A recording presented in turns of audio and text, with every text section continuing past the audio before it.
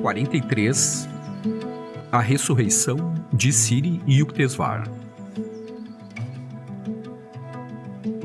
Senhor Krishna, a gloriosa forma do Avatar apareceu em intenso resplendor quando me encontrava sentado em meu quarto do Regente Hotel de Bombaim. Fulgurando sobre o telhado de um alto edifício do outro lado da rua, a inefável visão manifestou-se repentinamente enquanto eu contemplava a paisagem da janela do terceiro andar. A divina figura acenou para mim, sorrindo e inclinando a cabeça em cumprimento. Como eu não conseguisse compreender a exata mensagem do Senhor Krishna, ele partiu com um gesto de bênção. Maravilhosamente elevado, senti que a aparição era presságio de algum evento espiritual. Minha viagem ao Ocidente fora provisoriamente cancelada. Eu me comprometera a fazer diversas conferências em Bombaim antes de partir em nova visita a Bengala. Sentado em meu leito no hotel de Bombaim, às 3 horas da tarde de 19 de junho de 1936, uma semana após a visão de Krishna, minha meditação foi interrompida por uma luz beatífica. Diante de meus olhos abertos e atônitos, o quarto inteiro transformou-se num mundo estranho. A luz do sol foi transmutada em esplendor sobrenatural. Fui arrebatado por ondas de êxtase e contemplei a figura de Siri Yukteswar em carne e osso. Meu filho, falou o mestre com ternura e um sorriso de anjo sedutor no rosto. Pela primeira vez em minha vida, não me ajoelhei a seus pés para saudá-lo, mas avancei no mesmo instante para apertá-lo, em meus braços ansiosamente. Momento dos momentos. A angústia dos meses anteriores tornou-se leve comparada à bem-aventurança torrencial que agora descia sobre mim. Mestre meu, bem-amado de meu coração, por que me deixou? Fui incoerente num excesso de alegria. Por que permitiu que eu fosse a Cumbamela? Com que amargura venho me recriminando por ter ido? Eu não quis interferir em sua alegre expectativa de conhecer o local de peregrinação onde encontrei Babaji pela primeira vez. Deixei-o apenas por um breve momento. Não estou com você de novo? Mas é o Senhor, mestre, o mesmo leão de Deus? Está usando um corpo como o que enterrei sob as cruéis areias de Puri? Sim, meu filho, sou eu mesmo. Este é um corpo de carne e osso. Embora eu veja como etéreo, para minha vista é físico. Dos átomos cósmicos, criei um corpo inteiramente novo, exatamente como o corpo físico de sonho cósmico que você colocou sob as areias de sonho de Puri, em meu mundo de sonho. Em verdade, ressuscitei, não na Terra, mas num planeta astral. Seus habitantes estão melhor capacitados que a humanidade terrena para seguir os meus elevados padrões. Lá você e seus entes enaltecidos estarão comigo algum dia. Guru imortal, conte-me mais. O mestre teve um riso breve, cheio de jovialidade.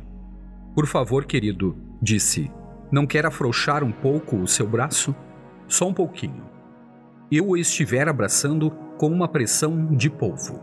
Senti o mesmo odor suave, aromático e natural que fora característico de seu corpo terreno.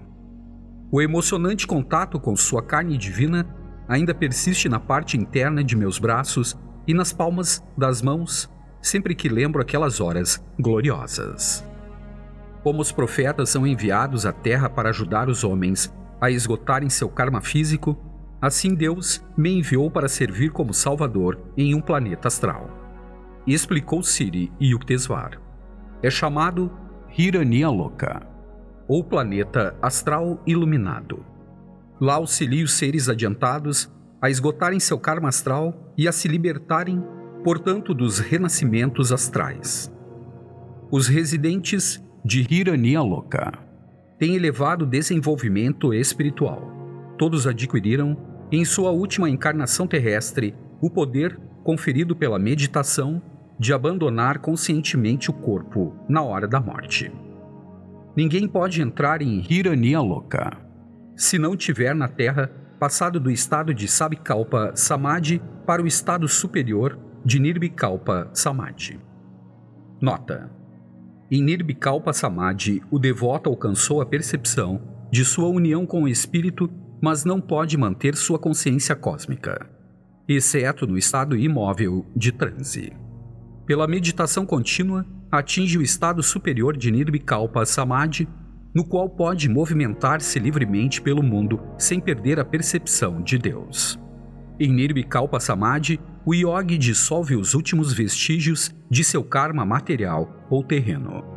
Contudo, ainda pode possuir certo karma astral e causal para esgotar, e por isso assume corpos astrais e depois causais em esferas de vibração mais elevada. Os habitantes de Hiranayaloka já passaram pelas esferas astrais comuns, para onde quase todos os seres da Terra devem ir ao morrer. Ali já destruíram muitas sementes de karma relativas às suas ações passadas no mundo astral. Apenas devotos adiantados podem realizar esse trabalho redentor nas esferas astrais. Nota: porque a maioria das pessoas usufruindo a beleza dos mundos astrais não vê nenhuma necessidade de fazer um esforço espiritual mais severo. Então, para libertarem totalmente a alma de todos os traços de karma astral, a lei cósmica impeliu estes aspirantes a renascerem em novos corpos astrais em Hiranyaloka, o céu ou sol astral, onde me encontro para ajudá-los. Vivem também em Hiranyaloka, seres quase perfeitos vindos do mundo causal superior. Minha mente estava agora em sintonia tão perfeita com a de meu guru, que ele me comunicava suas palavras, em parte através da linguagem e em parte pela transmissão de pensamento. Assim eu recebia rapidamente seus blocos de ideias. Você leu nas Escrituras, continuou o mestre, que Deus encerrou a alma humana em 3 corpos sucessivamente: o corpo causal ou de ideias, o sutil corpo astral, sede das naturezas mental e emocional do homem, e o grosseiro corpo físico. Na Terra, o homem está equipado com os sentidos físicos. Um ser astral age através de sua consciência, sentimentos e de um corpo feito de Vitatrons. Nota: Sri Yukteswar usou a palavra prana e eu a traduzi como Vitatrons, Life Trons. As escrituras hindus mencionam o Anu, átomo, o Paramanu, além do átomo, ou energias eletrônicas mais refinadas, e o prana, força criadora vitatrônica. Átomos e elétrons são forças cegas, o prana é inerentemente inteligente. Por exemplo, os vitatrons prânicos nos espermatozoides e óvulos guiam o desenvolvimento do embrião de acordo com um traçado kármico. Um ser em corpo causal permanece no beatífico reino das ideias. Meu trabalho relaciona-se com os seres astrais que estão se preparando para entrar no mundo causal. Mestre adorável, por favor, fale mais sobre o cosmos astral. Embora eu tivesse afrouxado um pouco o meu abraço, a pedido de Sri Yukteswar, meus braços ainda o rodeavam. Tesouro acima de todos os tesouros, meu guru que rira da morte para chegar até mim. Há muitos planetas astrais, fervilhantes de seres, começou o mestre. Seus habitantes usam aviões astrais ou massas de luz para viajar de um planeta a outro, mais depressa que a eletricidade e as energias radioativas. O universo astral, feito de diversas vibrações sutis de luz e calor, é centenas de vezes maior que o cosmos material. A criação física inteira, como sólido cestinho, está dependurada no gigantesco balão luminoso da esfera astral. Assim como numerosos sóis e estrelas materiais vagam pelo espaço no astral, também existem incontáveis sistemas solares e estelares. Os planetas têm sóis e luas mais belos que os físicos. Os luminares astrais se parecem com as auroras boreais. A ensolarada aurora astral é mais deslumbrante que os tênues raios do despontar da lua. E os dias e noites astrais são muito mais longos que os da Terra. O mundo astral é infinitamente belo, limpo, puro e ordenado. Não há planetas mortos nem terras estéreis. As imperfeições terrestres, ervas daninhas, bactérias, insetos, serpentes não existem lá. Contrariamente aos vários climas e estações da Terra, os planetas astrais mantêm uma temperatura constante de eterna primavera, com nevadas ocasionais de um branco resplandecente e chuvas de luzes multicolorida. Nos planetas astrais encontra-se grande abundância de lagos opalescentes, mares brilhantes e rios de arco-íris. O universo astral comum, não o céu mais sutil, de Hiranyaloka, é povoado por milhões de seres astrais, vindos mais ou menos recentemente da Terra, também por miríades de fadas, sereias, peixes, animais, duendes, gnomos, semideuses e espíritos, todos residindo em diferentes planetas astrais, de acordo com suas qualificações kármicas. Reservam-se várias moradas celestes ou regiões vibratórias para espíritos bons e para espíritos maus. Os bons podem viajar livremente, mas os espíritos maus estão confinados a zonas restritas. Assim como os seres humanos vivem na superfície da Terra, os vermes no interior do solo, os peixes na água e os pássaros no ar, lá os seres astrais são encaminhados a regiões vibratórias adequadas a seus diferentes estágios de evolução.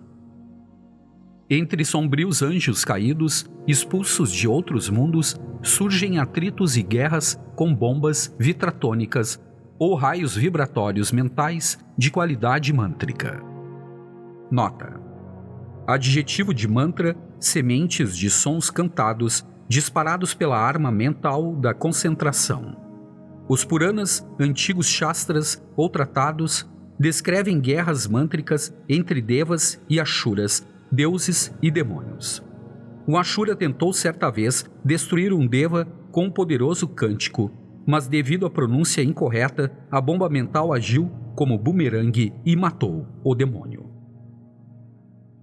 Estes seres habitam regiões de trevas densas no cosmos astral inferior, saldando as dívidas de seu mau karma.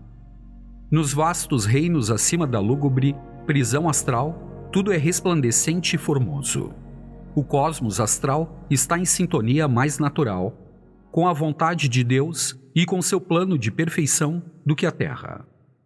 Todo objeto astral manifesta-se primordialmente pela vontade divina e parcialmente pela vontade declarada dos seres astrais. Estes possuem o poder de modificar ou realçar a graça e a forma de qualquer coisa já criada pelo Senhor. A seus filhos astrais, ele deu a liberdade e o privilégio de modificarem ou aperfeiçoarem à vontade o cosmos astral.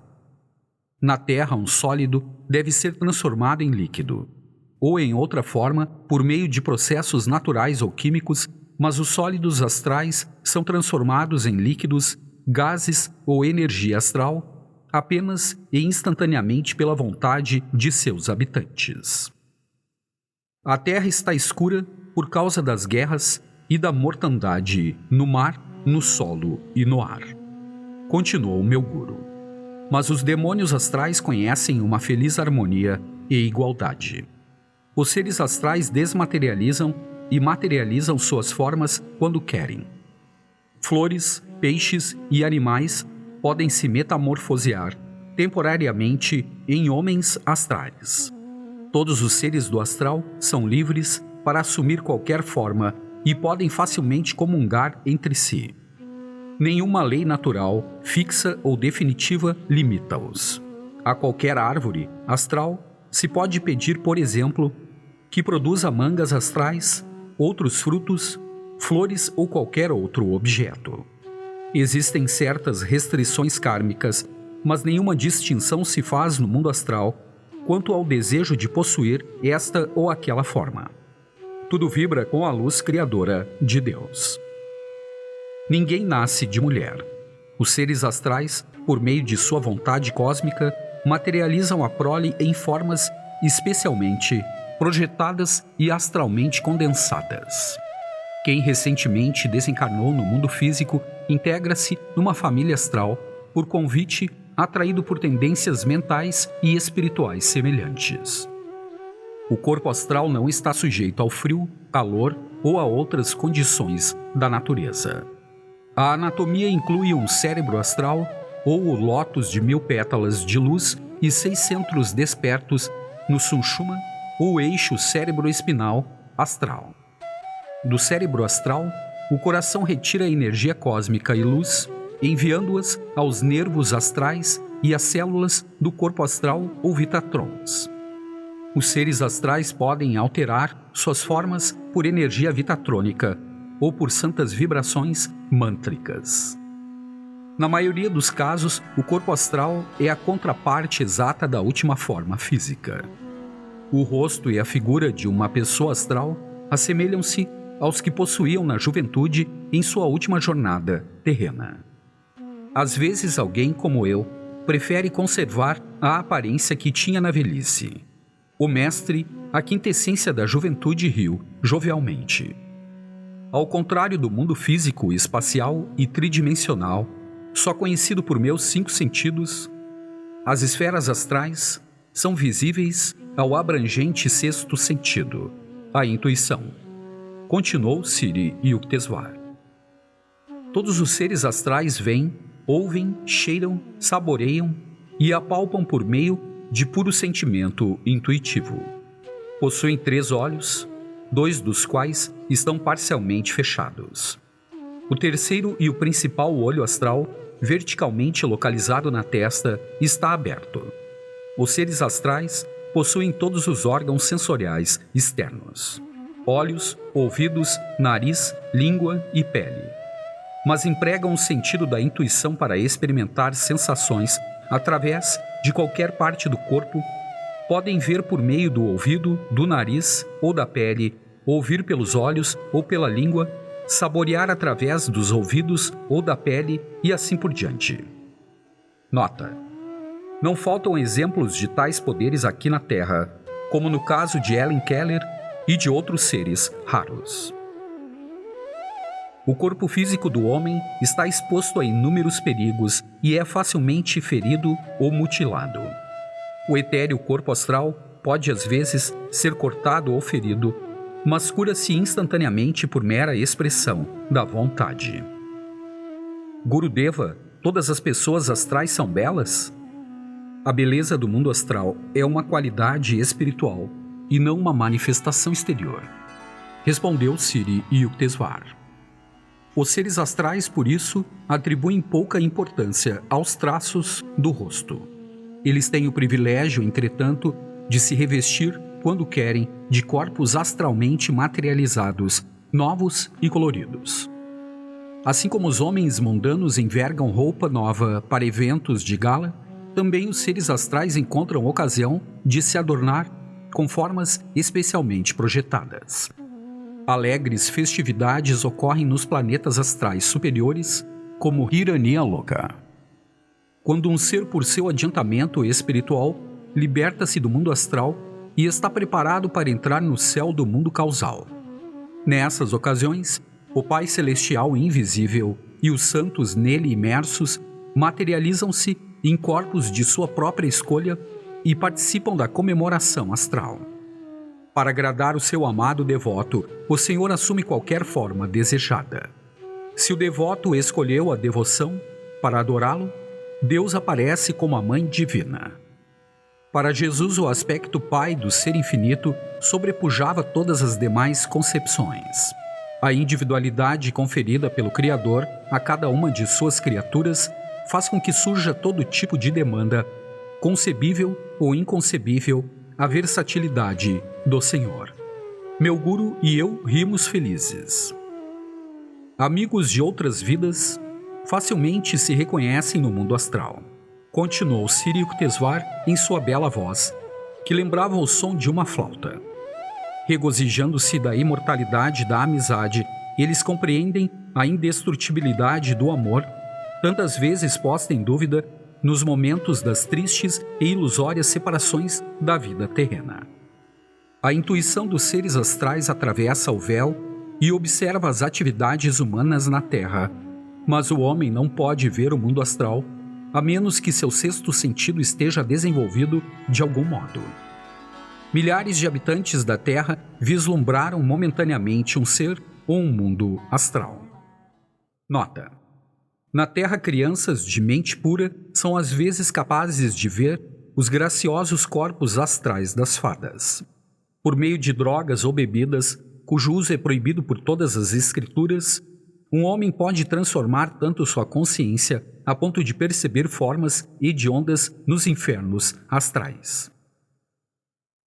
Os residentes adiantados de Hiranyaloka permanecem em geral despertos em êxtase durante o longo do dia e noite astral, ajudando a resolver problemas intrincados de administração cósmica e de redenção de filhos pródigos, almas presas à Terra. Quando os seres de Hiranyaloka dormem, ocasionalmente têm visões astrais semelhantes ao sonho, e em geral suas mentes estão absorvidas no estado consciente da mais elevada bem-aventurança, no Nirvikalpa. Os habitantes de todas as regiões dos mundos astrais ainda estão sujeitos a agonias mentais.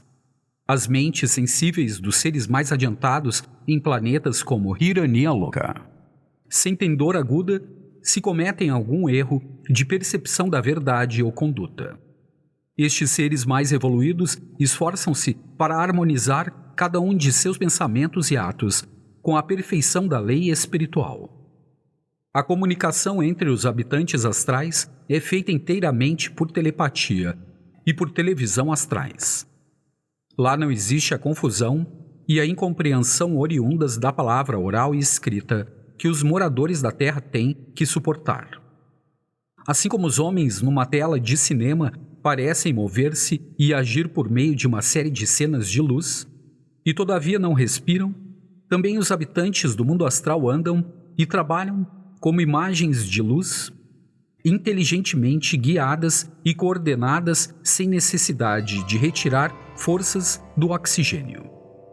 O homem depende de sólidos, líquidos, gases e energia para sua subsistência. Os moradores do astral sustentam-se principalmente de luz cósmica. Mestre meu, os seres astrais comem alguma coisa? Eu bebia seus maravilhosos esclarecimentos com a receptividade de todas as minhas faculdades, mente, coração e alma. As percepções superconscientes da verdade são permanentemente reais e imutáveis, enquanto as experiências e impressões fugazes dos sentidos são apenas temporárias ou relativamente verdadeiras. Sua lembrança logo perde a clareza. As palavras de meu guru imprimiram-se de modo tão indelével no pergaminho de meu ser que a qualquer momento, transferindo minha mente ao estado superconsciente, posso reviver com nitidez a divina experiência. Legumes, como raios luminosos, são abundantes nos solos astrais, respondeu. Os moradores do mundo astral consomem vegetais e bebem o néctar que jorra de gloriosas fontes de luz e de regatos e rios astrais.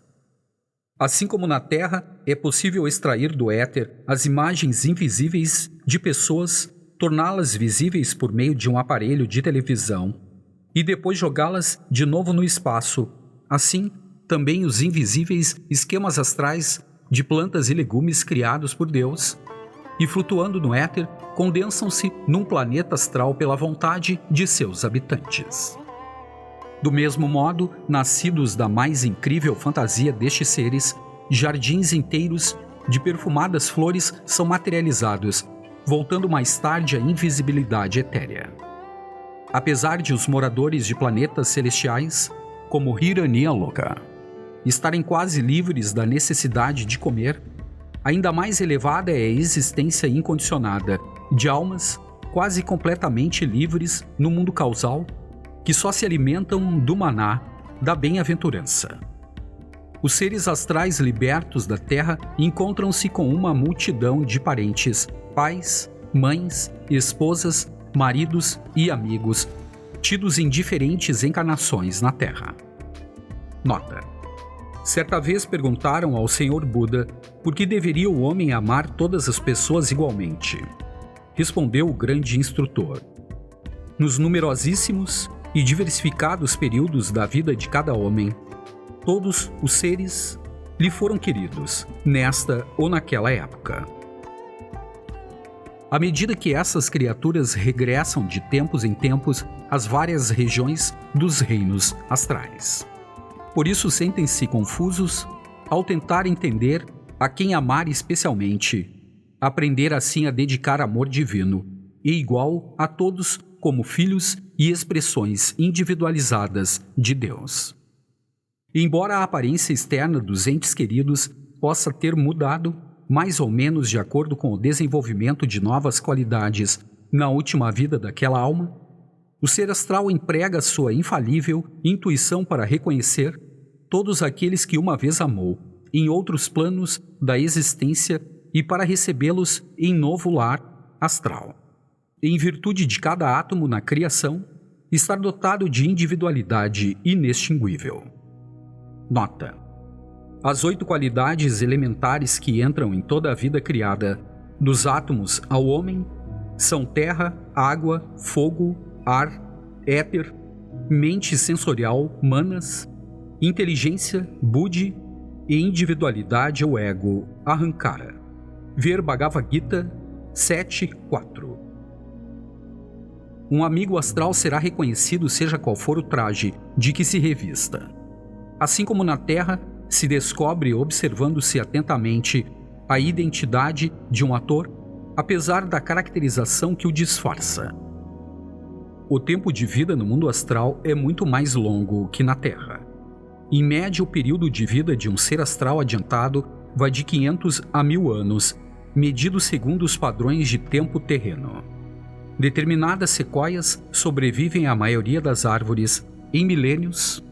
Certos yogis vivem várias centenas de anos, embora a maioria dos homens morra antes dos 60 anos.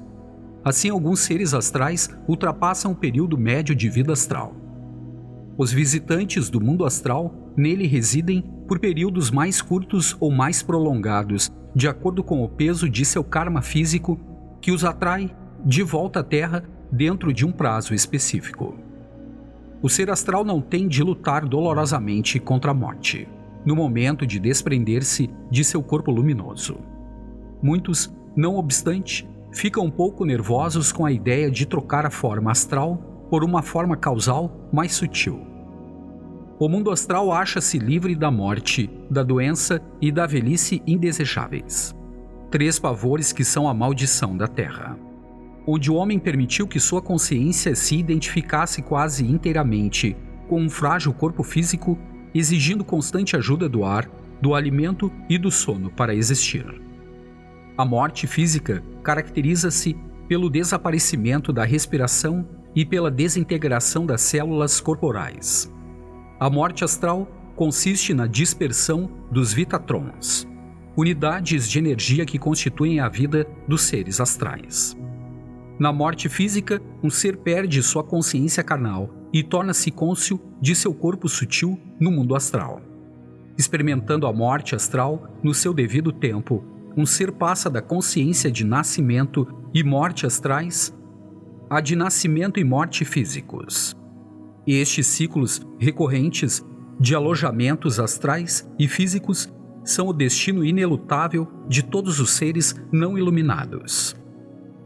Conceitos de céu e inferno nas escrituras às vezes despertam no homem reminiscências ainda mais profundas que as lembranças subconscientes de sua longa série de experiências no agradável reino astral e no decepcionante mundo terrestre. Amado mestre, perguntei, por favor, pode descrever em maiores detalhes a diferença entre renascimento na Terra e renascimento nas esferas astrais e causais? O homem, como alma individualizada, tem um corpo essencialmente causal, explicou meu guru. Esse corpo é a matriz das 35 ideias concebidas por Deus como as forças de pensamento básico e causal, das quais ele posteriormente formou o sutil corpo astral de 19 elementos e o denso corpo físico de 16. Os 19 elementos do corpo astral são mentais, emocionais e vitatrônicos. São eles inteligência, ego, sentimento, mente, consciência dos sentidos? 5 instrumentos de conhecimento, contrapartes sutis dos sentidos da visão, audição, olfato, paladar e tato. 5 instrumentos de ação, correspondentes mentais das capacidades executivas de procriar, excretar, falar, caminhar e executar atividade manual. E 5 instrumentos de força vital, com autonomia para realizar as funções corporais de cristalização, assimilação, eliminação, metabolização e circulação do sangue. Esse sutil envoltório astral de 19 elementos sobrevive à morte do corpo físico, composto de 16 elementos químicos densos. Deus concebeu diferentes ideias dentro de si mesmo e projetou-as como sonhos. Assim nasceu a Senhora do Sonho Cósmico, interminavelmente ataviada com seus ornamentos colossais de relatividade. Nas 35 categorias ideacionais do corpo causal, Deus elaborou todas as complexidades das 19 contrapartes astrais e 16 físicas do homem. Pela condensação de forças vibratórias, a princípio sutis e depois densas, ele produziu o corpo astral e finalmente a forma física do homem. De acordo com a lei da relatividade, segundo a qual a simplicidade primordial tornou-se a desconcertante multiplicidade, o cosmos e o corpo causal são diferentes do cosmos e do corpo astral. O cosmos e o corpo físico também têm características diferentes das outras formas da criação. O corpo carnal é feito de sonhos do Criador, fixos e solidificados. As dualidades são onipresentes na Terra: saúde e doença, prazer e dor, ganho e perda. Os seres humanos encontram limitação e resistência na matéria tridimensional. Quando a doença ou outras causas abalam gravemente o desejo de viver, chega a morte. O pesado, sobretudo da carne, é temporariamente abandonado. A alma, porém, continua aprisionada no corpo astral e causal. Nota: corpo significa qualquer alojamento da alma, seja grosseiro ou sutil. Os 3 corpos são gaiolas para a ave do paraíso. A força coesiva que mantém unidos os 3 corpos é o desejo. O poder dos desejos não realizados é a raiz de toda a escravidão humana. Desejos físicos estão enraizados no egoísmo e nos prazeres dos sentidos. A compulsão ou a tentação da experiência sensorial é mais poderosa que a força desejo, referente a apegos astrais e percepções causais. Desejos astrais concentram-se em contentamento de tipo vibratório. Os seres astrais deliciam-se com a etérea música das esferas e extasiam-se com a visão do universo inteiro como expressão inesgotável de luz mutável. Também sentem o cheiro e o sabor da luz e podem tocá-la. Assim, os desejos astrais relacionam-se com o poder de precipitar todos os objetos e experiências em formas de luz ou em pensamentos condensados ou sonhos. Desejos causais são realizados somente pela percepção. Os seres quase livres, alojados apenas no corpo causal, veem o universo inteiro como realizações das ideias, sonhos de Deus. Podem materializar tudo puramente no pensamento. Portanto, consideram as sensações físicas e deleites astrais como grosseiros e sufocantes para a sensibilidade sutil da alma. Os seres causais esgotam seus desejos, materializando-os instantaneamente. Nota: assim como Babaji ajudou Lahiri Mahasaya a livrar-se do desejo subconsciente de um palácio, vestígio de alguma vida anterior, conforme descrito no capítulo 34. As almas que se cobrem somente com o delicado véu do corpo astral podem fazer com que universos inteiros se manifestem, à semelhança do Criador. Como toda a criação é feita da textura de sonho cósmico, a alma com a diáfana veste causal possui vastos poderes de realização. Sendo invisível por natureza, a alma só pode ser percebida pela presença de seu corpo ou corpus. A mera presença de um corpo significa que sua existência se tornou possível devido a desejos irrealizados. Nota: E disse-lhes ele: Onde estiver o corpo, ali se ajuntarão as águas. Lucas 17:37. Esteja a alma alojada em corpo físico, astral ou causal, aí as águias dos desejos, que se nutrem como aves de rapina das fraquezas dos sentidos humanos ou dos apegos astrais e causais, também se reunirão para manter a alma prisioneira. Enquanto a alma do homem se encontra encerrada em 1, 2 ou 3 recipientes corporais, fechados hermeticamente com as rolhas da ignorância e dos desejos, não pode fundir-se com o mar do espírito. Quando o denso receptáculo físico é destruído pelo martelo da morte, os outros 2 invólucros, astral e causal, ainda permanecem impedindo que a alma se una conscientemente à vida onipresente. Quando a ausência de desejos é conseguida pela sabedoria, seu poder desintegra os 2 vasos remanescentes. A diminuta alma do homem emerge finalmente livre, unificada com a amplidão imensurável. Pedi a meu divino Guru que desse maiores esclarecimentos sobre o elevado e misterioso mundo causal. O mundo causal é indescritivelmente sutil, respondeu.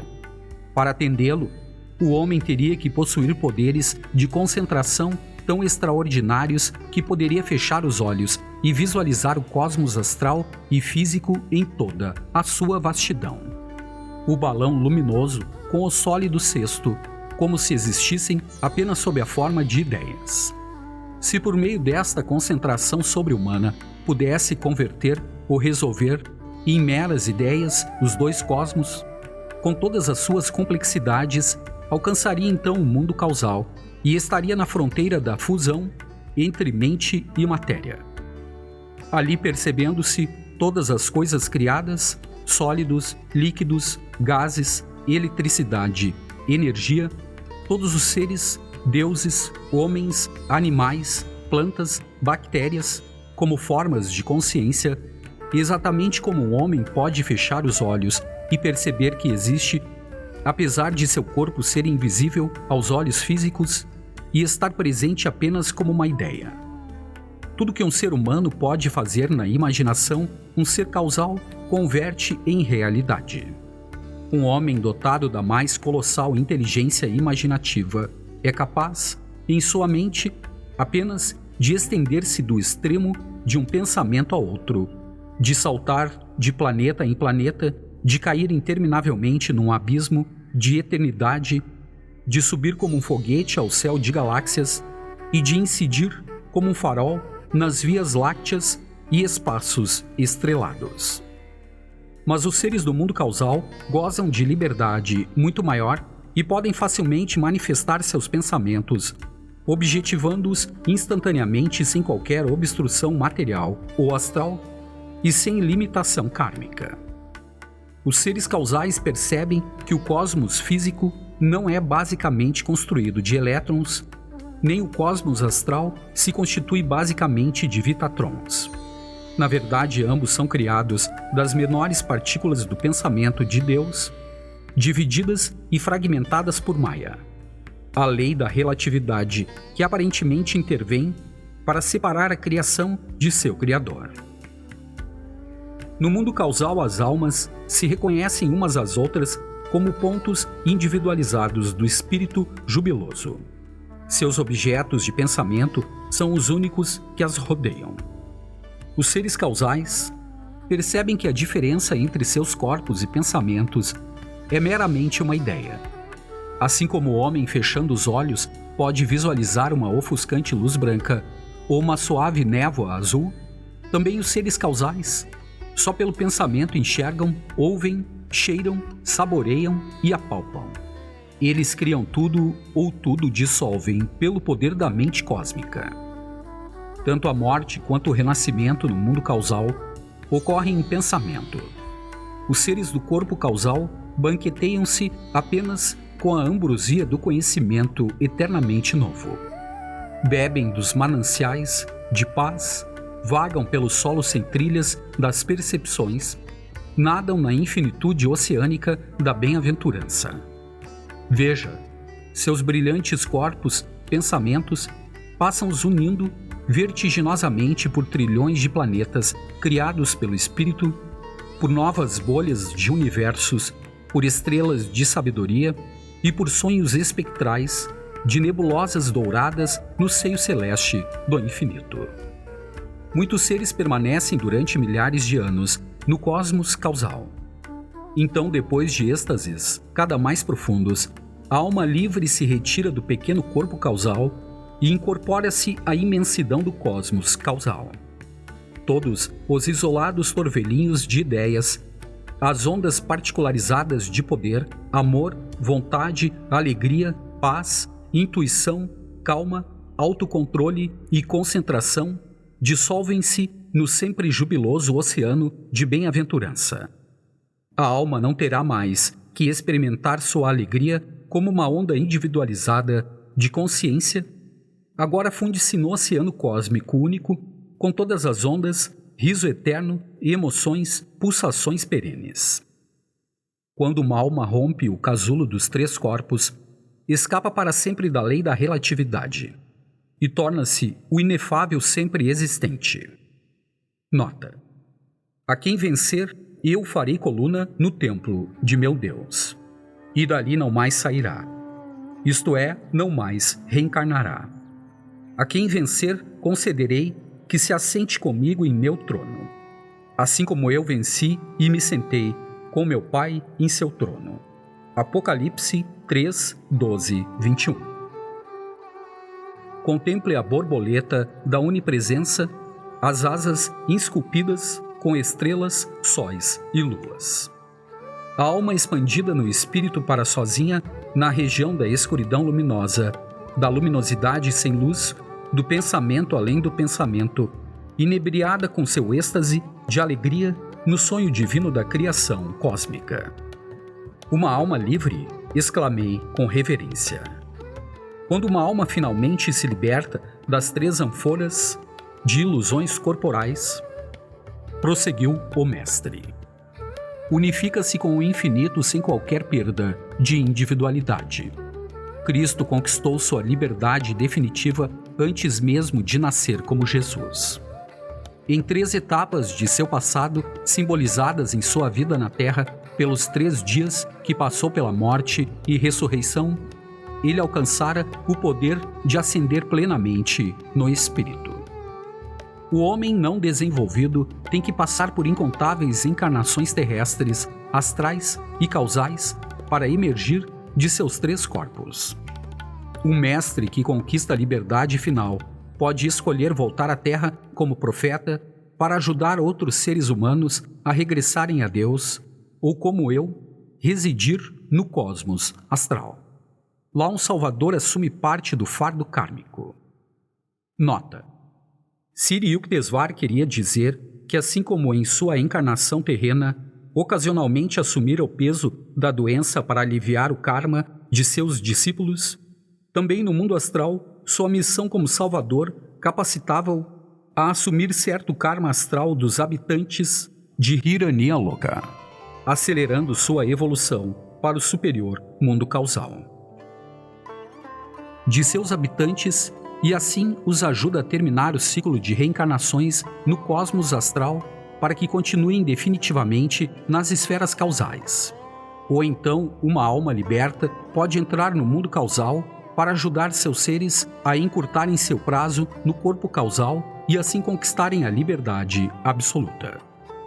Mestre ressurrecto, quero saber mais sobre o karma que obriga as almas a regressarem aos 3 mundos. Eu poderia ouvir meu mestre onisciente, pensei, por toda a eternidade. Nunca em sua vida terrena eu fora capaz, em uma só vez, de assimilar tanto de sua sabedoria. Agora, pela primeira vez, eu recebi a percepção clara e definida das causas enigmáticas do tabuleiro de xadrez da vida e da morte. o karma físico ou desejos do homem devem ser completamente esgotados antes que se torne possível sua residência permanente nos mundos astrais, elucidou meu guru com sua voz vibrante. 2 tipos de seres vivem nas esferas astrais: os que ainda têm karma físico pendente e, portanto, devem habitar novamente num corpo denso para saldar suas dívidas kármicas, podem ser classificados após a morte física mais como visitantes temporários do mundo astral do que como residentes estabelecidos. Após a morte astral, seres que não redimiram seu karma terreno não têm permissão de entrar na elevada esfera causal das ideias cósmicas, tendo que fazer viagens de ida e volta somente entre os mundos astrais e físicos sucessivamente, conscientes de seu corpo físico de 16 elementos grosseiros e de seu corpo astral de 19 elementos sutis. Contudo, após cada perda do corpo físico, um ser terreno não desenvolvido permanece a maior parte do tempo no profundo estupor do sono da morte e dificilmente tem consciência da bela esfera astral. Terminado o descanso astral, volta ao plano material para novas lições, acostumando-se gradualmente, através de repetidas jornadas, aos mundos de sutil textura astral. Por outro lado, residentes normais, ou há muito tempo estabelecidos no universo astral, são os que, livres para sempre de todos os anseios materiais, já não precisam regressar às vibrações grosseiras da Terra. Estes seres só têm karma astral ou causal para resgatar. Na morte astral, passam para o mundo causal, infinitamente mais sutil e delicado. No fim de certo prazo, determinado pela lei cósmica, estes seres evoluídos então voltam a Hiranyaloka, ou a um semelhante planeta elevado, onde renascem em novo corpo astral para redimir o remanescente de seu karma astral. Meu filho, agora você pode compreender melhor que ressuscitei por decreto divino, continuou Siri Yukteswar, como salvador de almas reencarnadas no mundo astral, especialmente as que voltam da esfera causal e não das que sobem da Terra.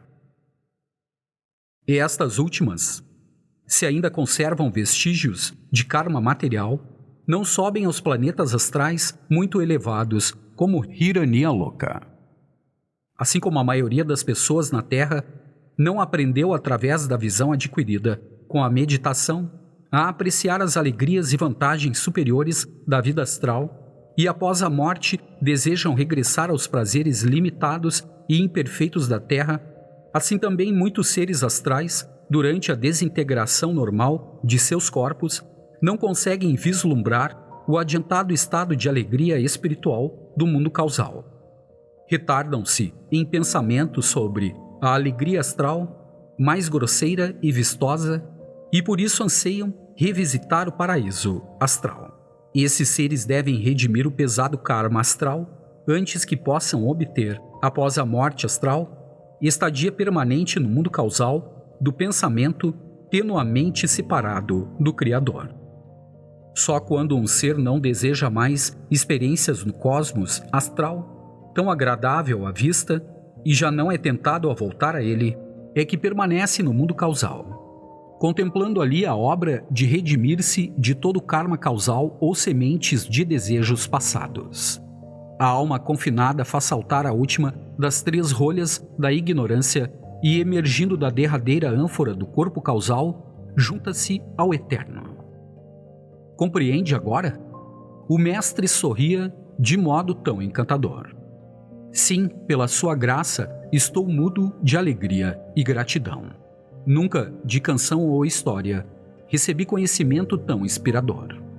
As escrituras hindus referem-se aos mundos astral e causal e aos 3 corpos do homem, mas que remotas e inexpressivas aquelas páginas comparadas à calorosa autenticidade de meu mestre ressurrecto.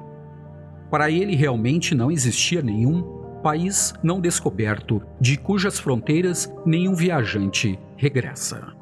Hamlet, Ato 3, Cena 1. A interpenetração dos 3 corpos do homem expressa-se de muitas maneiras através de sua tríplice natureza. Continuou meu grande guru. No estado desperto na Terra, o ser humano está mais ou menos consciente de seus 3 veículos. Quando seus sentidos estão funcionando, ao saborear, cheirar, apalpar, ouvir e ver, ele opera principalmente com seu corpo físico. Quando exercita seus poderes de vontade e de visualização, está operando sobretudo através do corpo astral. Seu instrumento causal expressa-se quando o homem pensa ou mergulha profundamente em introspecção ou em meditação. Pensamentos cósmicos geniais visitam o homem que habitualmente mantém contato com seu corpo causal. Neste sentido, pode-se classificar um indivíduo genericamente como um homem material, um homem energético ou um homem intelectual. Um homem identifica-se com seu veículo físico durante 16 horas por dia e depois dorme. Se tem sonhos, permanece no corpo astral, criando sem esforço qualquer objeto, à semelhança dos entes astrais. Se o sono é profundo e sem sonhos, o homem é capaz de transferir por muitas horas sua consciência ou noção do eu ao corpo causal. Tal sono é revigorante. Quem sonha está em contato com seu corpo astral e não com o causal. Este sono não é inteiramente restaurador. Eu observava Siri Yukteswar amorosamente enquanto ele fazia a maravilhosa exposição. Guru angélico, disse eu. Seu corpo parece ser exatamente o mesmo sobre o qual chorei pela última vez no Asharam de Puri. Ah, sim, meu novo corpo é uma cópia perfeita do velho.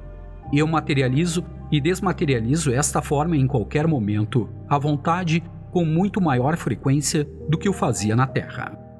Pela rápida desmaterialização, viajo agora de planeta em planeta, no expresso da luz, ou em verdade, do cosmos astral ao causal ou ao físico. Meu divino guru sorriu. Embora você esteja se movendo muito rápido, nos últimos dias, não tive dificuldades para encontrá-lo em Bombaim. Ó mestre, eu estava tão profundamente triste com sua morte. Ah, então eu morri? Aí não existe uma contradição? Os olhos de Siri Yukteswar cintilavam de divertimento e de amor. Você estava apenas sonhando na terra onde viu meu corpo sonho. Mais tarde enterrou aquela imagem sonho. Agora meu corpo de carne mais refinado, que você está vendo e continua abraçando um tanto apertadamente, ressuscitou em um planeta sonho de Deus mais sutil. Algum dia o corpo sonho mais sutil e o planeta sonho mais sutil desaparecerão. Eles também não são para sempre. Todas as bolhas sonho devem, afinal, explodir a um derradeiro toque de despertar.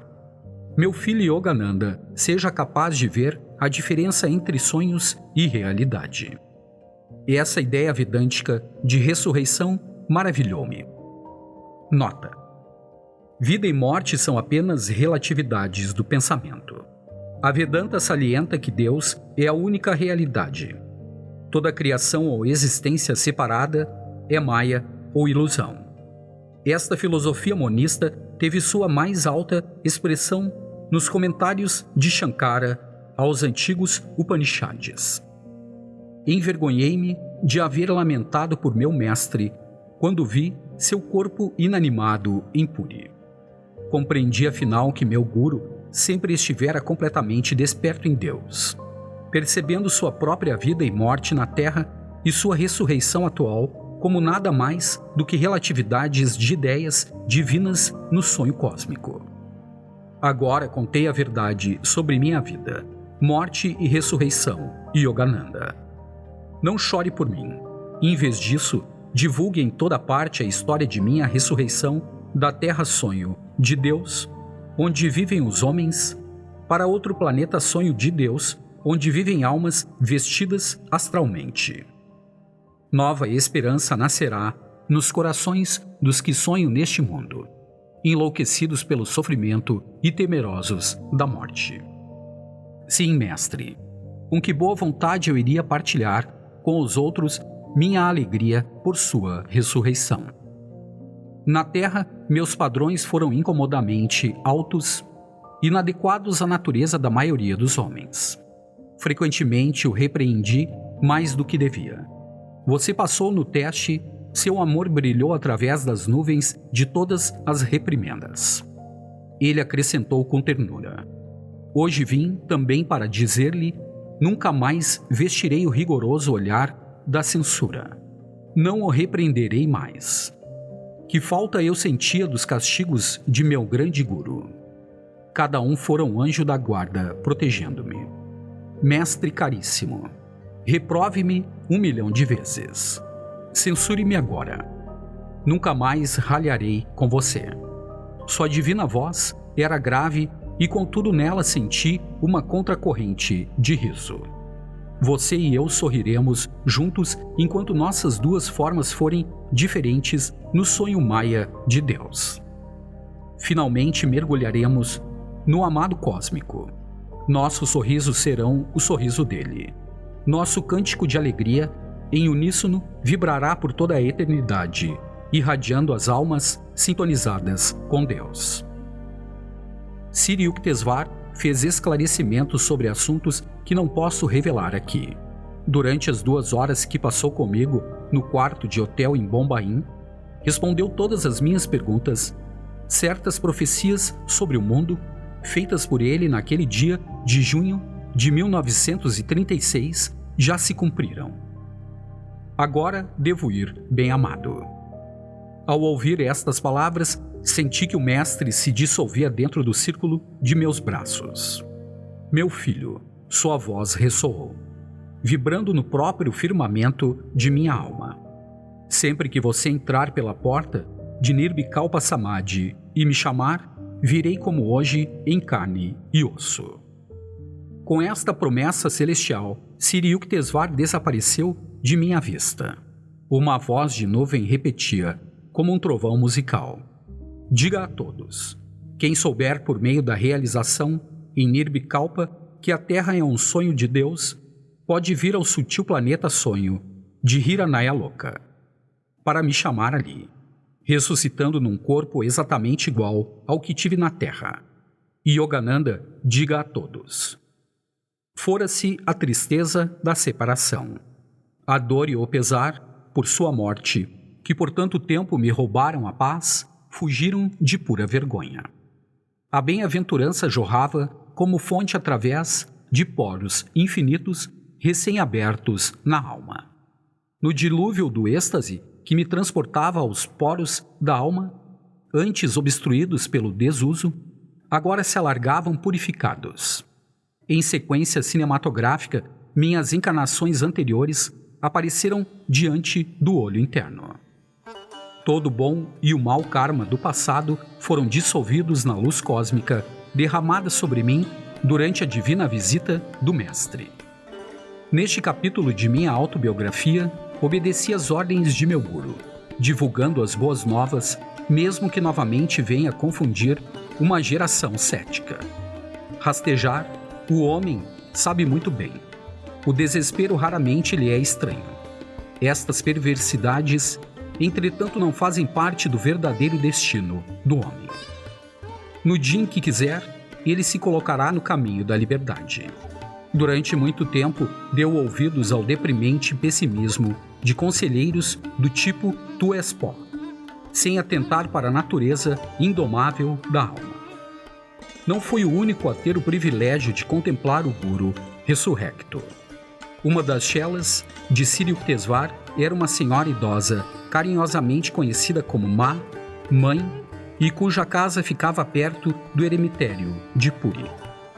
Durante seu passeio matinal, o mestre frequentemente parava para conversar com ela. Na noite de 16 de março de 1936, Ma chegou ao ashram e pediu para ver seu guru.